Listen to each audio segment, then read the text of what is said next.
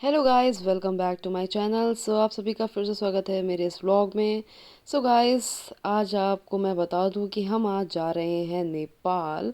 और हम रास्ते में यहाँ पे रुके हुए एक जगह पे, बहुत ही खूबसूरत सा ये एक नदी है जो कि बहुत ही सुंदर सी मुझे दिखी यहाँ पे। हम सबसे पहले यहाँ पे थोड़ी देर रुके और हम लोगों ने बहुत अच्छे से टाइम स्पेंड किया और बहुत ही अच्छा लग रहा था। देन उसके बाद में हम जा रहे हैं अब नेपाल के लिए। आपको हम दिखाते हैं वहाँ पे कैसे क्या रहता है स्टार्टिंग में। तो सबसे पहले तो यहाँ पे भंसार पड़ता है और भी चीज़ें रहती हैं। तो सबसे पहले तो आपको करेंसी चेंज करवानी पड़ती है और फिर उसके बाद में आपको यहाँ पे जैसे आप गाड़ी से आ रहे हो तो आपको जो है पूरा लेना पड़ता है कि आप कितने दिन तक स्टे करने वाले हो। सब चीज़ों का लेखा जोखा यहाँ पे रखते हैं। देन हम जो है वहाँ पे आने के बाद में रात में रुके, बहुत अच्छे से हम लोगों ने रेस्ट किया, एक होटल अच्छा सा ले लिया था हमने। देन उसके बाद में हम आ गए हैं यहाँ पे लुम्बिनी में ही स्टे किया है हमने।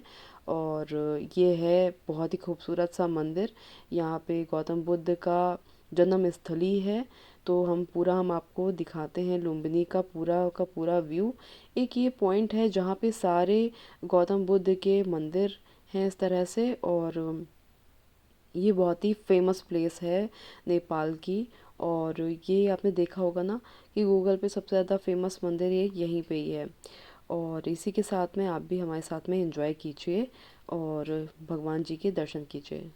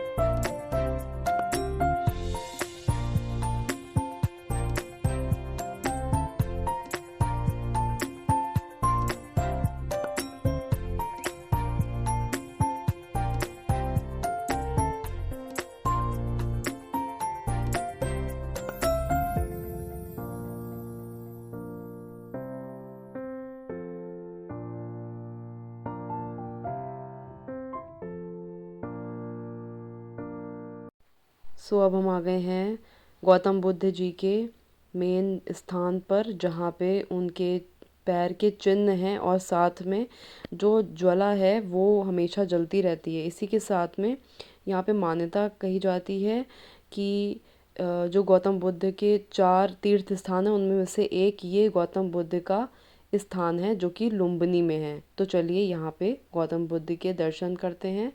और इसके साथ ही यहाँ पे आप देख रहे हो कि बोट वगैरह चलती है, तो आप इस तरह से एक्टिविटी भी कर सकते हो। तो सबसे पहले तो देखते हैं कि यहाँ पे जो ज्वाला है उससे कैसे चलती है। हम लोगों से कोई भी सीजन हो, कोई भी सीजन में नहीं बुझती है, जलती रहेगी, बारिश में भी। अच्छा, कब से? बहुत समय से, बहुत सालों से। प्राचीन काल से। अच्छा, तभी इसकी बहुत ज्यादा मान्यता है। नहीं है घी या कुछ भी? कौन कुछ भी नहीं डालती है। घी तेल कुछ भी नहीं पड़ा है? नहीं नहीं नहीं। शक्ति बहुत शक्ति है इसमें, शक्ति शक्ति है।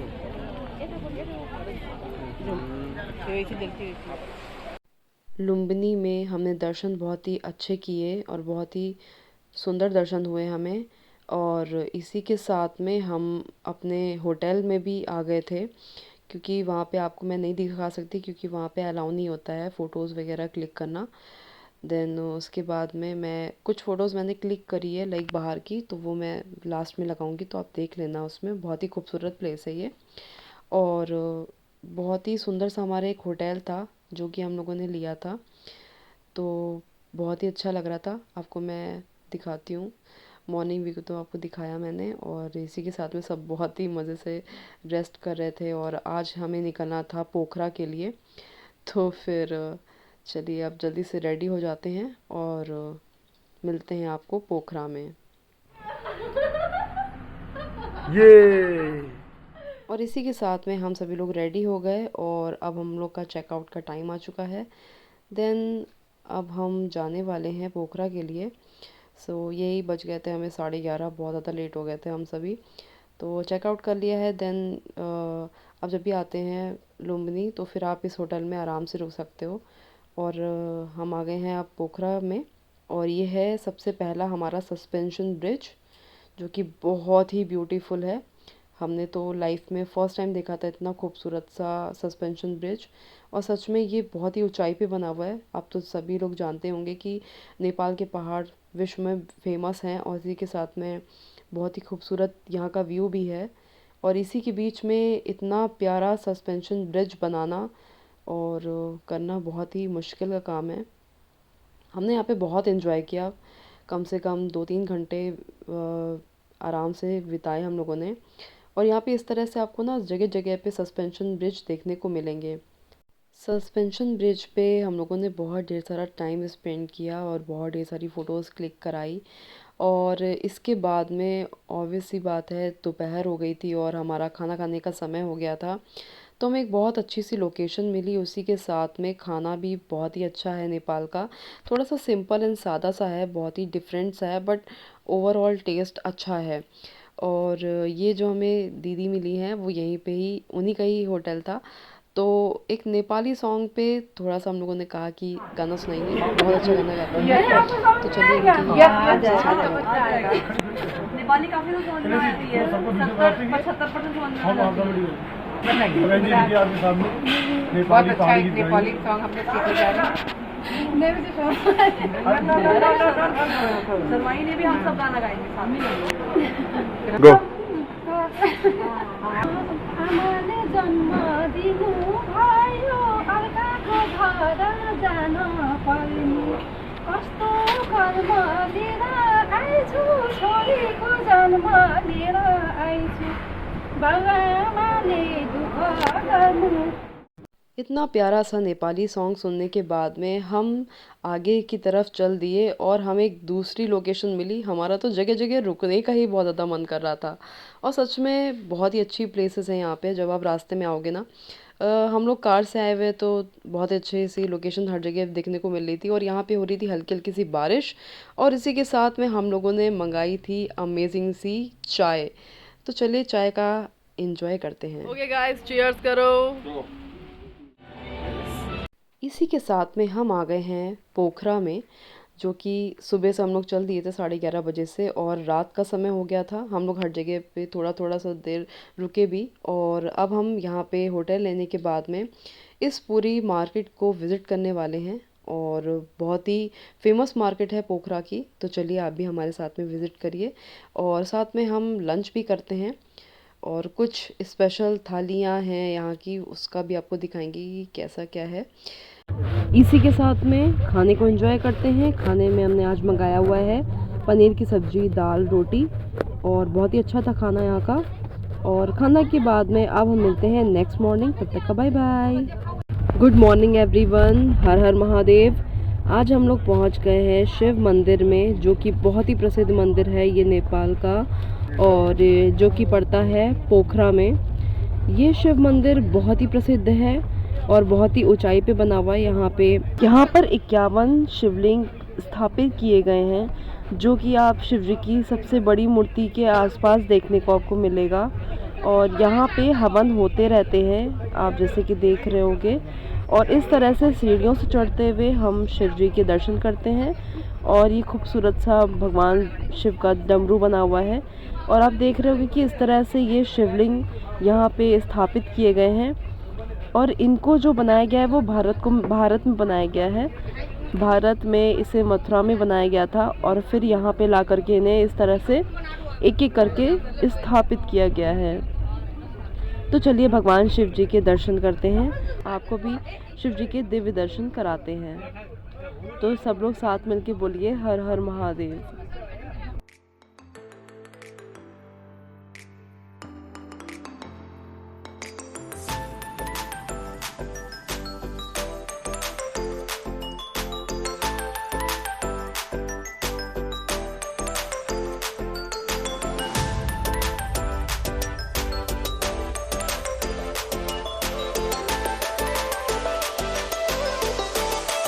और यहाँ सबसे ज्यादा भोलेनाथ की कृपा इतनी बड़ी हुई है हम लोगों को, जो हम सब लोग यहाँ भारतवासी कहाँ कहाँ से आकर के यहाँ आए। और अब हम पशुपतिनाथ जी के दर्शन करेंगे और यहाँ के लोग मुझे बहुत अच्छे लगे।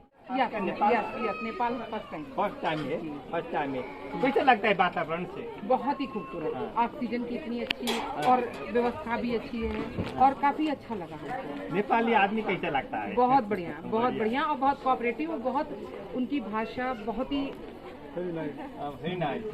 I am very fine and with happy. yes. For the Nepal, very happy. Are you remember me every time? Yes. Lifetime. I will not forget. No, you did not forget. Yes. The lifetime. लेकिन first time देते थे विदेश यात्रा। International first Nepal. Yes. How do you feel? Very good. मेरे महादेव का तो कोई जोड़ है ही नहीं। हर हर महादेव। वहाँ से निकलने के बाद में अब हम आ गए हैं वर्ल्ड पीस पकौड़ा में। इसका हिंदी में अर्थ है विश्व शांति स्तूपा, जो कि बहुत ही फेमस है। यहाँ से ये रास्ता जाती है वहाँ तक के लिए और आप जा कर के वहाँ पे दर्शन कर सकते हैं। और इसी के साथ में हम लोगों ने दोपहर का खाना लिया है, जो कि स्पेशल थाली है यहाँ की। और खाना खाने के बाद में हम आ गए हैं डेविस फॉल्स पे। और चलिए अब हम आपको दिखाते हैं डेविस फॉल। और उसी के जस्ट सामने है गुप्तेश्वर महादेव गुफा, जो कि बहुत ही फेमस है और बहुत ही ऑसम है। यहाँ की मार्केट बहुत अच्छी है और आपको बहुत से न्यू चीज़ें देखने को मिलेंगी यहाँ पे, जो कि बहुत ही स्पेशल है यहाँ की चीज़ें। तो इस तरह से गुफा में जाने का रास्ता है। और चलिए आपको पूरा व्यू दिखाते हैं इस मंदिर का। गुफा के अंदर जाने के लिए आपको टिकट काउंटर से टिकट लेना होगा। नेपाली नागरिक के लिए 50 रुपीज़ है, विद्यार्थी के लिए 35 है और इंटरनेशनल विजिटर के लिए 100 रुपये है। तो हमने टिकट काउंटर से टिकट लिया। देन यहाँ पे आप जैसे कि देख रहे होगे बिल्कुल पतली सी धारा है, जो कि यहाँ पे फॉल्स है। और ये कहा जाता है कि डेविस फॉल से आने वाला फॉल है। और ये कहाँ पे लुप्त हो जाता है किसी को भी नहीं पता है, ये बहुत ज़्यादा मिस्ट्री है एक तरह से। अब हम आ गए हैं डेविस फॉल में। डेविस फॉल के अंदर बहुत ही पानी का फ्लो बहुत कम था, तो फिर हमने ज़्यादा वहाँ पे टाइम नहीं स्पेंड किया। एंड देन हम आ गए हैं पोखरा की डिज्नीलैंड में, जो कि बहुत ही फेमस प्लेस है ये। और यहाँ पे आपको सारी की सारी चीज़ें, सारी की सारी एक्टिविटीज़ करने को मिल जाएंगी। और इस तरह से कुछ सेल्फी पॉइंट थे, हम लोगों ने बहुत ज़्यादा फ़ोटोज़ क्लिक कराई। और साथ में बहुत कुछ है यहाँ पे करने के लिए, आप बहुत इंजॉय करेंगे जब आप यहाँ पे आएंगे। और इसी के साथ में सारे होटल्स वगैरह, क्लब्स वगैरह सारी चीज़ें हैं। तो चलिए आप भी हमारे साथ में इंजॉय कीजिए।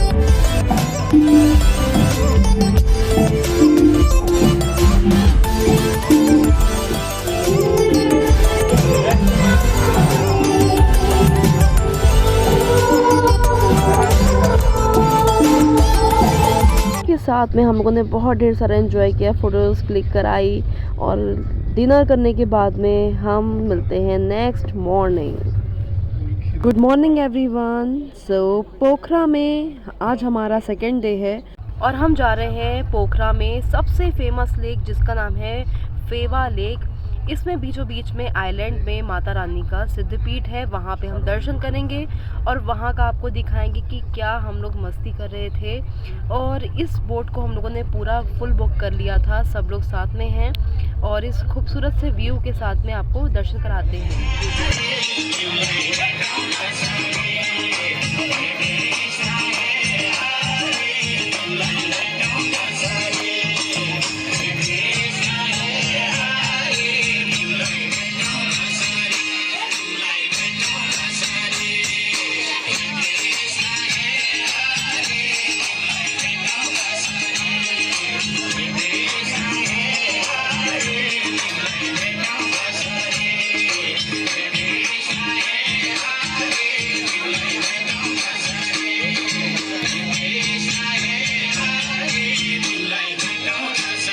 मेन टापू पे आकर के हम लोगों ने माता रानी के भजन पे बहुत ढेर सारा डांस किया और बहुत एंजॉय किया। सब लोग झूम रहे थे, बहुत अच्छा लग रहा था। वहाँ पे माता रानी के आपको मैं दर्शन नहीं करा सकती थी क्योंकि वहाँ पे फ़ोटो लेना अलाउ नहीं था।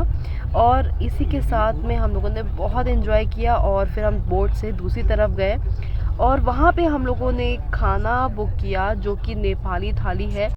खाने में है दाल, सब्जी, दही, पापड़, सैलेड, 2 तरह की चटनी और है अचार, रोटियां, साग जो कि यहाँ का बहुत फेमस है, कद्दू की सब्जी है। तो चलिए खाते हैं खाना। और खाना सच में बहुत ही अमेजिंग है। फेवा लेक के जस्ट सामने आप जैसे आओगे ना, रास्ते में आपको ये थकाली थाली के नाम से मिल जाएगा रेस्टोरेंट। तो खाना इसका सच में बहुत ही अच्छा था और बहुत ही रीज़नेबल कॉस्ट में आपको ये थाली पड़ जाती है। इसके बाद में नेक्स्ट हम लोग आ गए हैं माता रानी के मंदिर जो कि फेवा लेक से थोड़ी ही दूर पे हमें यहाँ पे मंदिर मिलता है माता रानी का। आप चाहे तो लिफ्ट के थ्रू जा सकते हैं, चाहे तो आप सीढ़ियों के थ्रू जा सकते हैं।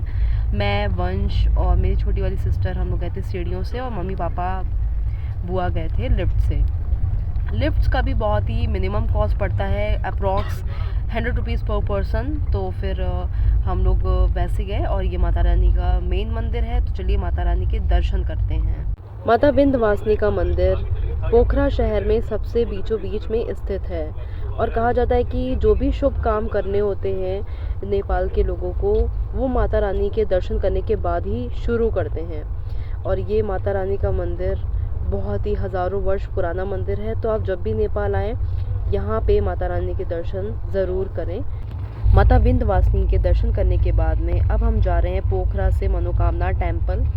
मनोकामना टेम्पल पहुंचने के लिए हमें अप्रॉक्स लगेगा 3 से 4 घंटे और हमें शाम हो गई थी माता रानी के दरबार में और हम सीधा रात में यहाँ पे पहुँचे हैं। तो यहाँ पे इस तरह से ऑप्शन है होटल के, तो हम इन्हीं में से एक ऑप्शन को सिलेक्ट करेंगे और ये माता का मंदिर का जाने का मेन गेट है।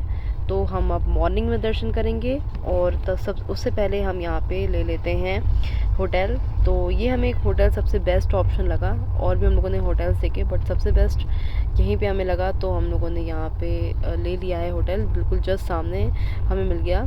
और यहाँ की फैसिलिटीज़ बहुत ही अच्छी हैं, बहुत ही रीज़नेबल कॉस्ट में हमें पड़ गया था ये होटल। आपको बहुत ही हाई कॉस्ट में बताएंगे बट आप क्योंकि इंडियन है तो उसी के अकॉर्डिंग बताते हैं, बट आप जब बार्गेनिंग थोड़ा करेंगे तो आपको रीज़नेबल कर देंगे वो कॉस्ट। और इस तरह से नीट एंड क्लीन बाथरूम था जो कि बहुत ही सही था। और चलिए मिलते हैं अब नेक्स्ट मॉर्निंग। तब तक का good night guys. Good morning everyone. So इस खूबसूरत सी सीनरी वो जो मैं बचपन में बनाया करती थी अपनी ड्राइंग बुक पे, आज मैं अपनी आँखों से देख रही हूँ। और सामने है माता रानी का ये मंदिर जो कि बहुत दूर से हमें दिखे, यहाँ से तो नहीं दिख रहा है ऑब्वियसली, दूसरी पहाड़ी पर है वो, बट मैं आपको दिखाना चाह रही हूँ कि लाइक ये हमारा जाने का रास्ता। और जैसे आप देख रहे हो ना, ये पहाड़ है, इन्हें 2 पहाड़ी को क्रॉस करके हमें जाना होगा माता रानी के दरबार में। और पापा हमें गुड मॉर्निंग कर रहे हैं। हाय पापा, गुड मॉर्निंग। बहुत ही अच्छा व्यू है, एकदम सनराइज़ हो रहा है, इतना प्यारा amazing view, I love it. इस खूबसूरत से व्यू के साथ में मैं आपको क्या ही बताऊँ, एकदम अलग ही फीलिंग। सो गाइस, अब हम आ गए हैं माता रानी के दर्शन करने के लिए। सभी लोग रेडी हो चुके हैं और मेन दरबार के अंदर हम लोगों ने प्रवेश कर लिया है।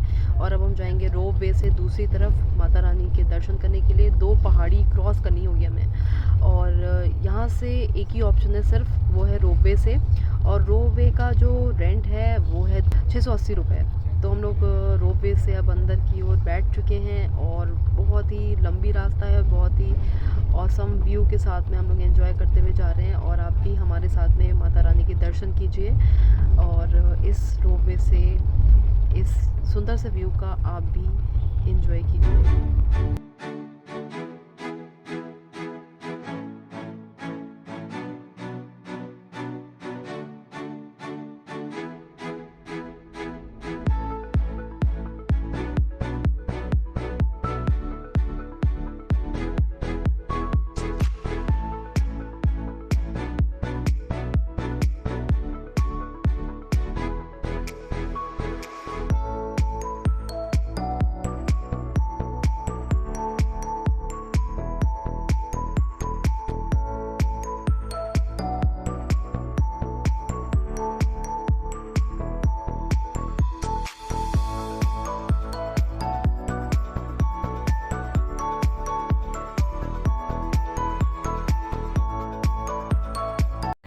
सो गाइस, रोपवे से हम लोग आ गए हैं माता रानी के मंदिर में, और थोड़ा सा चलने के बाद में आपको माता रानी का ये मंदिर मिल जाता है।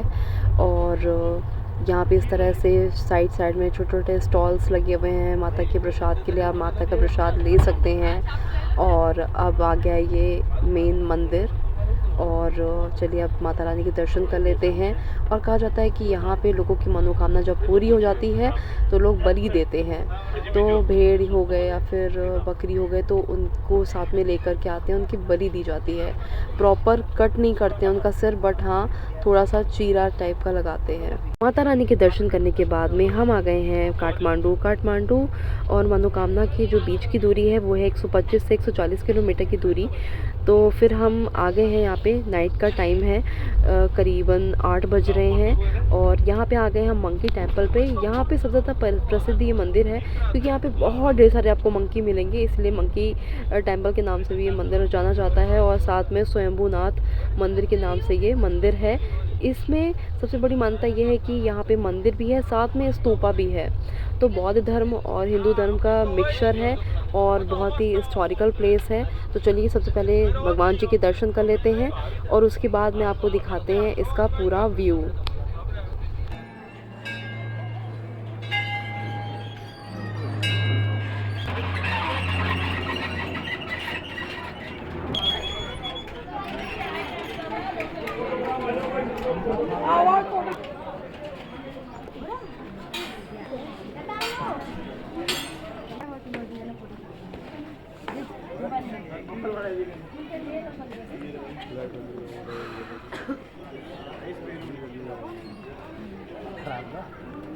फोटो नीचे आओगे, 2x में नहीं था, अरे 1x पर नीचे आओगे अगाडि को।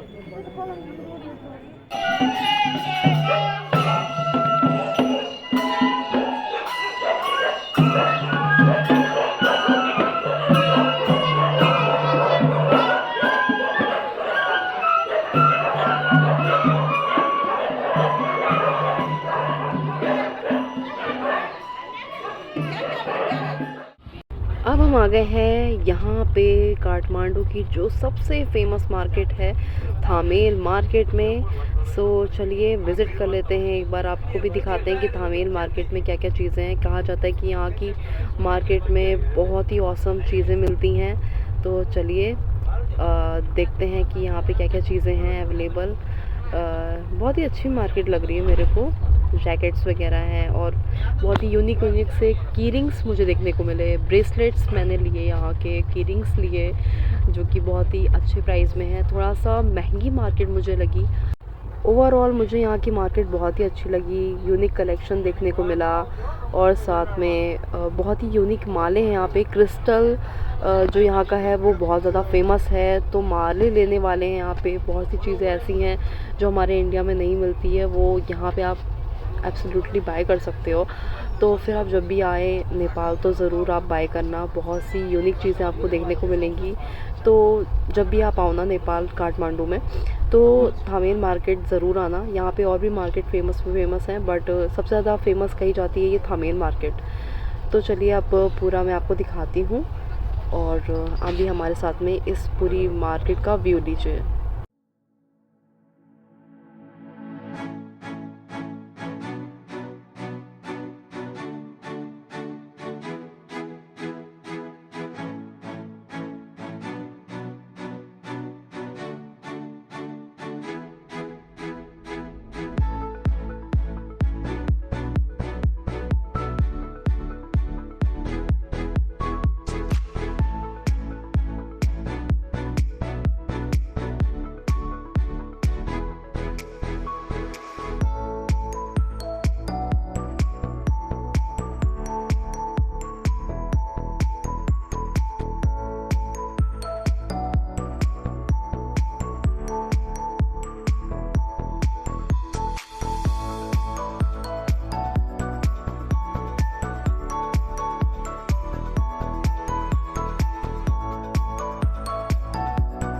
थामेल मार्केट घूमने के बाद में अब हम आ गए हैं डिनर के लिए एक फ़ेमस से होटल में। यहाँ पे हमने काठमांडू की फ़ेमस थाली ऑर्डर करी है। उसमें है रोटी, दाल, चावल, सब्जी में है पनीर की सब्ज़ी, बहुत ही औसम सी है। और सिर्फ 250 की मात्र थाली में इतना सब कुछ मिल रहा है गाइस, और खाना भी बहुत ही अमेजिंग है। तो चलिए खाना खाते हैं और फिर मिलते हैं अपनी नेक्स्ट मॉर्निंग के साथ में। गुड मॉर्निंग गाइस, हर हर महादेव। आज हम जा रहे हैं पशुपतिनाथ जी के दर्शन करने के लिए काठमांडू में, और ये 12 ज्योतिर्लिंग में से एक ज्योतिर्लिंग है। और अब हम लोगों ने यहाँ पे अंदर आकर के भगवान शिव को चढ़ाने के लिए प्रसाद ले लिया है, और इस तरह से ये पूरा प्रसाद मिलता है।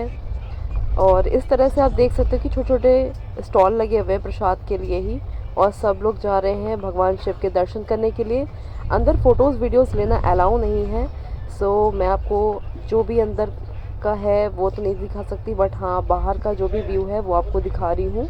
महादेव के दर्शन करने के बाद में अब हम आ गए हैं द दरबार स्क्वायर में। ये राजाओं का पहले के ज़माने में शाही केंद्र हुआ करता था, पर अब ये टूरिस्ट प्लेस में कन्वर्ट हो गया है। ये इतना खूबसूरत बना हुआ है कि आपको देखते ही समझ में आ जाएगा कि ये कितना प्रीशियस है। पूरा वुडन का वर्क है और साथ में इतनी खूबसूरत इमारतें हैं। ये जगह बहुत ही अमेजिंग थी गाइस, मैं आपको एक्सप्लेन नहीं कर पा रही हूँ। वीडियोस में आप जितना देख रहे हो उससे कई गुना ज़्यादा ये खूबसूरत प्लेस है। तो आप जब भी काठमांडू आते हैं दरबार स्क्वायर ज़रूर आइए, और यहाँ पे जो मार्केट लगती है, स्टॉल्स लगते हैं छोटे छोटे से, वो ज़रूर देखिएगा। उसमें बहुत ही यूनिक चीज़ें आपको कलेक्शन देखने को मिलेगा। और चलिए अब हम इस व्यू को एंजॉय करते हैं।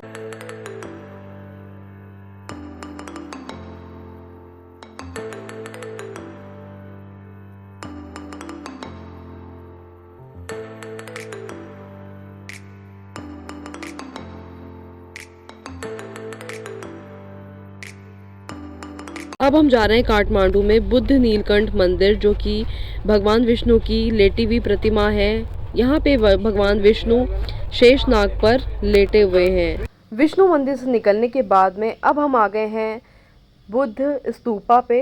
ये सबसे बड़ा स्तूपा है, और यहाँ पे जितने भी बौद्ध धर्म के व्यक्ति हैं वो इसके अराउंड परिक्रमा करते हैं।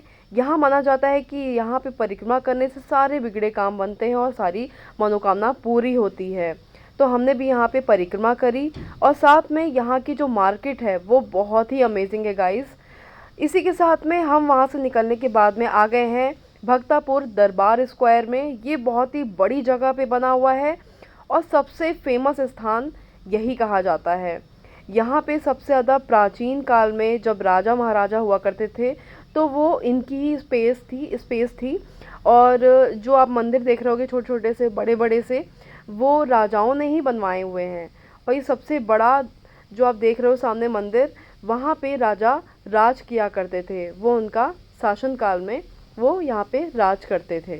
तो चलिए इसको हम घूम लेते हैं और फिर आज हम भक्तापुर दरबार स्क्वायर में रुकने वाले हैं और यहाँ का अमेजिंग खाना भी खाने वाले हैं गाइस।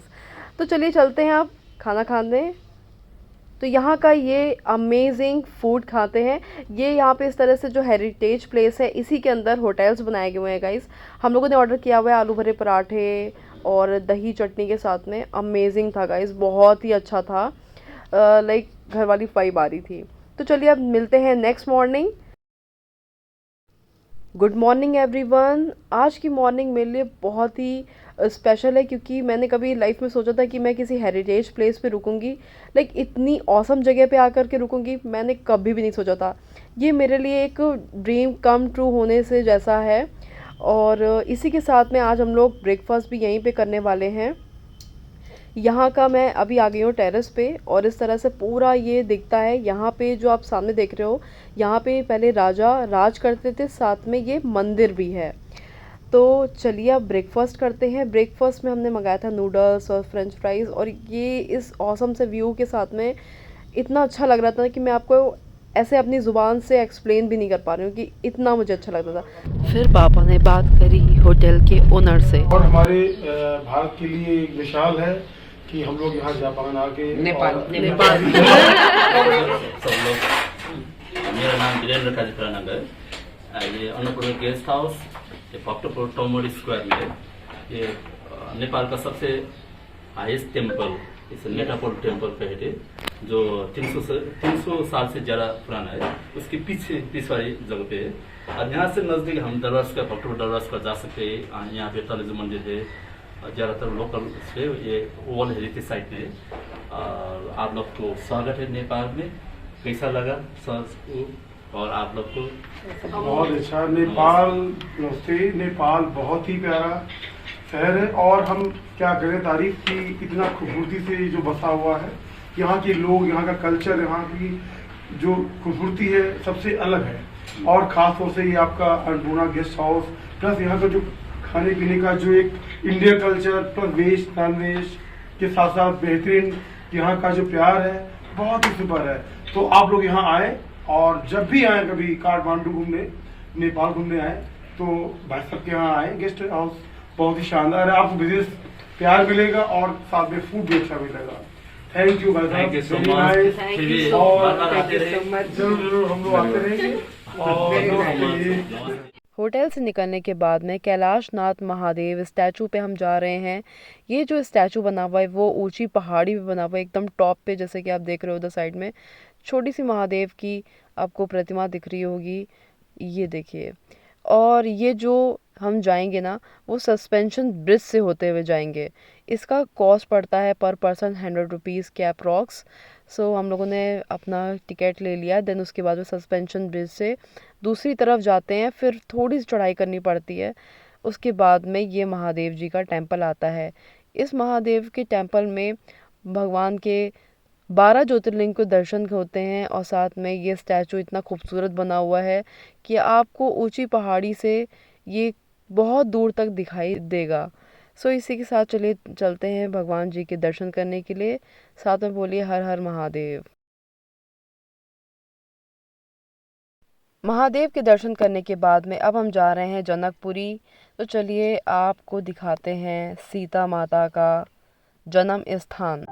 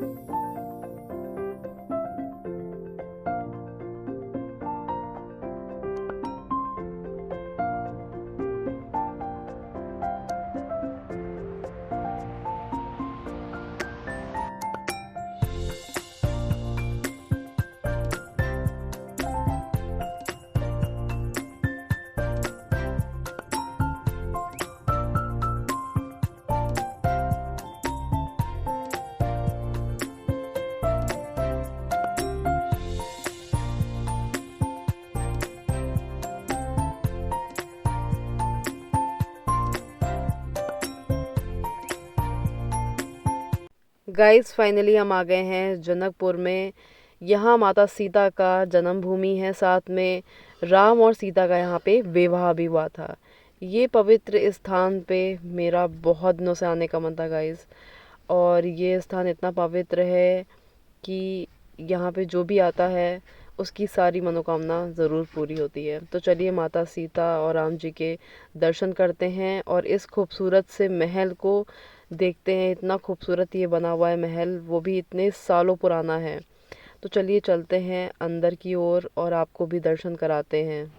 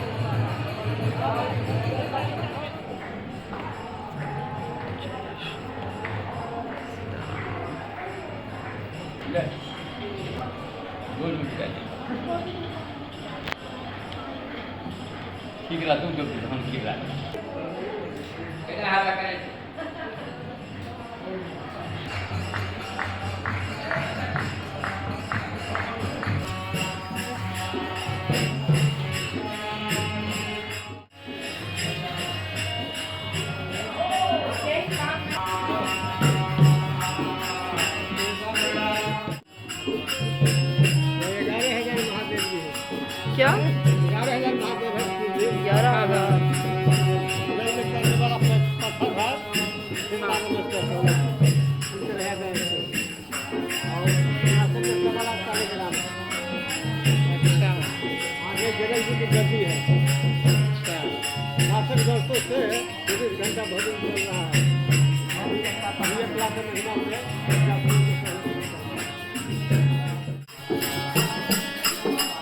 राम जानकी के दर्शन करने के बाद में अब हम आ गए हैं नेक्स्ट डेस्टिनेशन पे। ये है गोरखपुर का मंदिर गोरखनाथ जी। हाँ, हम लोग आ गए हैं गोरखपुर के इस दिव्य धाम में। चलिए यहाँ पे भी हम दर्शन करते हैं और आपको भी दर्शन कराते हैं। सुबह के 4 बज रहे हैं और अर्ली मॉर्निंग हम लोग यहाँ पे आए हुए हैं। सुबह का आप देख रहे हैं कि लाइक हम रात में ही निकल लिए थे और सुबह के समय हम यहाँ पे गोरखपुर में आ गए थे और सुबह के दर्शन हमने अर्ली मॉर्निंग यहाँ पे किए। नेक्स्ट हम जाएंगे हमारे अयोध्या धाम में, वहाँ पे भी हम दर्शन करेंगे जा कर के श्री राम जी के। तो चलिए आप भी हमारे साथ में इस सफ़र को एंजॉय कीजिए और भगवान जी के दर्शन कीजिए।